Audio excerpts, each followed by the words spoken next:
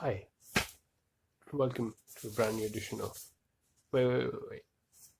It's not a brand new edition of. This is a slightly different version of Amaan Fixes. This time, instead of Amaan Fixes, Amaan talks about. That's right. I don't. I'm no longer. I'm above it. I have moved on, and I no longer complain. I have grown as a person, and I'm going to only talk about things that interest me. One of those things is corporations. One of those will be today we're going to talk about Disney. Disney is an absolute unit, a complete mammoth of a corporation. It is so enormous, so huge, so expansive, and so ridiculously successful. It makes you question everything. Every time you look around, you're just going to be like, is that thing owned by Disney after this video, right? This is what people think Disney owns usually. It owns Marvel movies, the Marvel Cinematic Universe, which is at this point the highest grossing film franchise in the history of the world. According to Box Office Mojo, worldwide Marvel movies have grossed around 17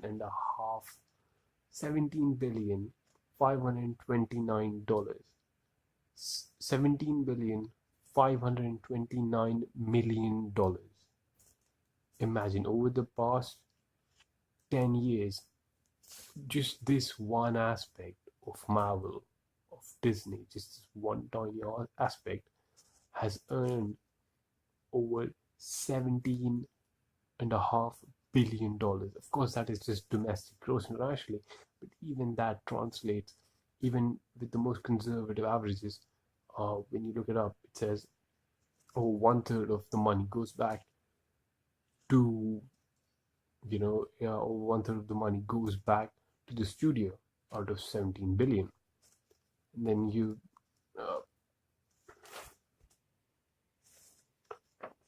this, so $17.5 billion, and then combining that with 1/3 of that money goes back to the studio, which is Disney, and then averaging around $150 million per movie, which is still a very high number for each movie. Only the big ones, like the Avengers, are 200 million. That brings the money that goes back to Disney to 5 billion. And then from that, you take out the money that it costs to make, and you're still left with $2.5 billion of pure profit. This is pure money that they've made in the past 10 years. Just this one tiny aspect of Marvel, to give you just a sense of scale, how absolutely enormous Marvel is. Look, this is just a picture. This is purely just a picture. This is just a picture of how many things Disney owns. The Marvel is just this much part. It's not in the big part. It's just a tiny part, and this gave them $2.5 billion. Actually, Marvel Studios gave them $2.5 billion of profit. This is Marvel Comics, and Marvel, and the brand Marvel, which also gets the money from other studios that make the money.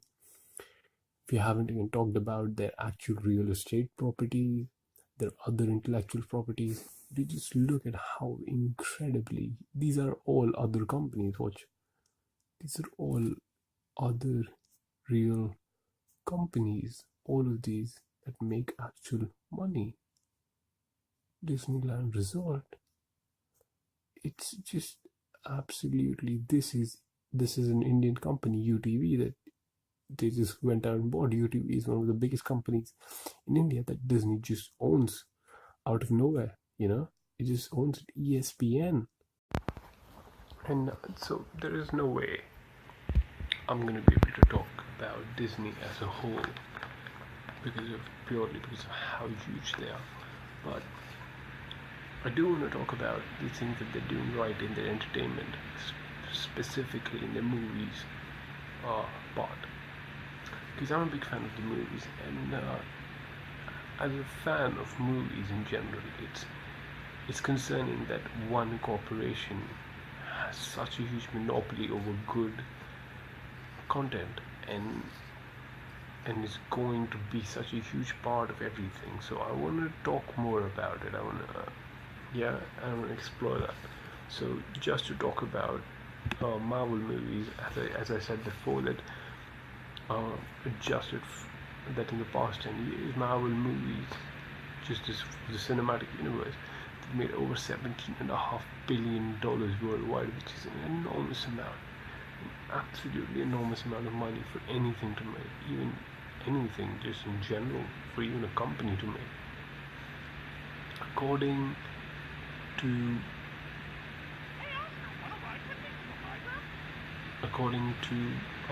the website www.thenumbers.com,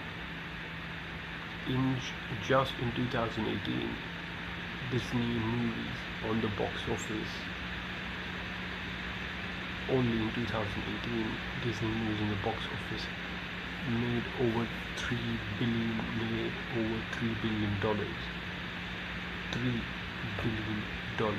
and which amounted to around 26.82% of the whole market, of the whole movie market.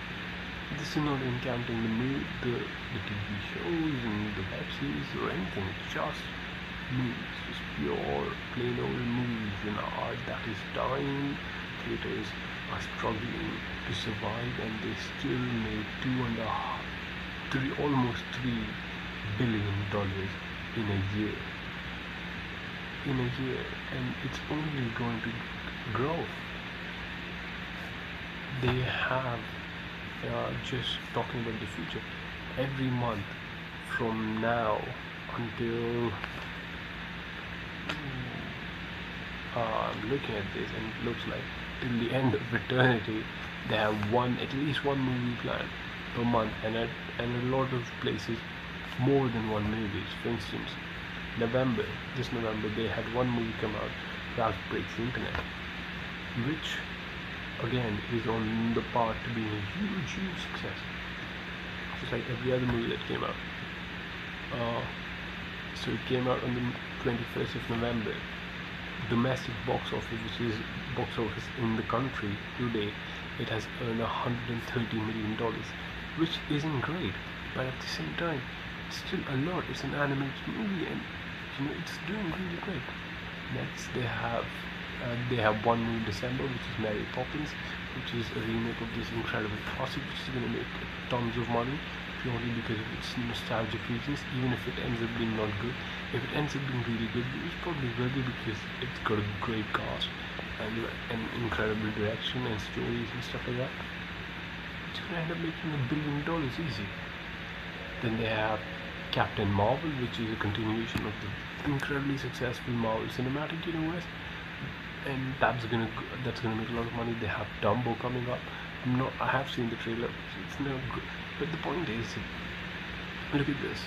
And then they have Dumbo, they have Marvel, they have Captain Marvel. After March, they have Penguins, and they have Infinity Avengers Endgame. April, and then in May they have Aladdin. In June they have Toy Story. In July they have The Lion King. In August they have Artemis Fowl.